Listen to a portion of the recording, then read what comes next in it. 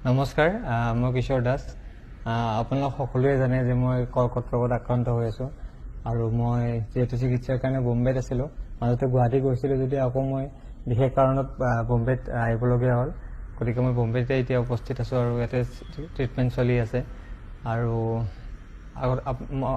এতিয়ালৈ মই যিমানখিনি কাম কৰিছোঁ আপোনালোক সকলোৱে মৰম কৰিছে, আশীৰ্বাদ কৰিছে আৰু সেইটোলৈ মই আজি চাগে মোৰ মনোবলটো আজিলৈ বহুত ষ্ট্ৰং হৈ আছে।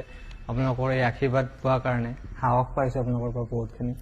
আৰু এইখিনি লৈ মই মোৰ নিজৰ এই ৰোগটোক মই পৰাস্ত কৰিবলৈ মই হেৰি কৰি আছোঁ যিমান পাৰোঁ, কাৰণ মোৰ উইল পাৱাৰটো থাকিলে মোৰ বেমাৰটো মোক হাৰাব নোৱাৰিব।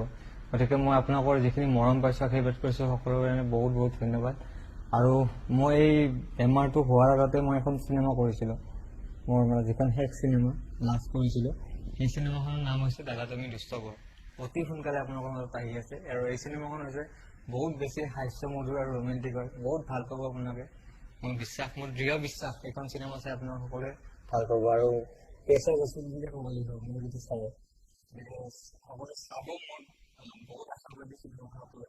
আৰু আপোনালোকে মৰম কৰিব, আশীৰ্বাদ কৰিব, আমি সকলোবিলাক মই আকৌ নিজৰ কৰ্মস্থান কৰি আপোনালোকক মনোৰঞ্জন দি সেইবোৰ সক্ষম হ'ম।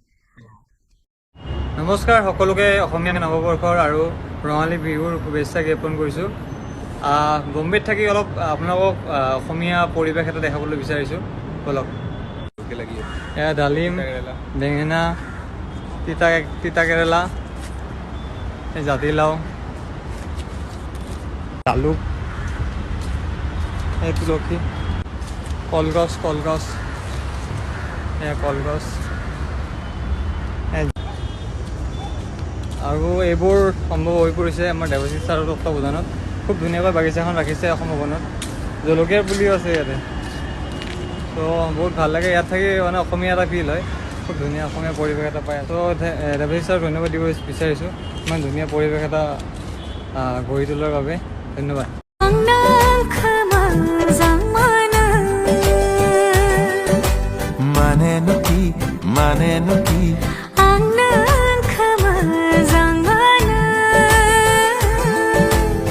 Maneno ki maneno ki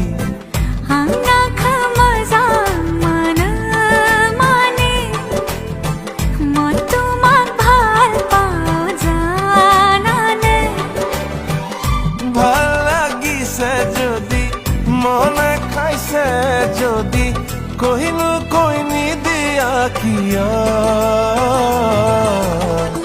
আংনা গো কুমুন মানা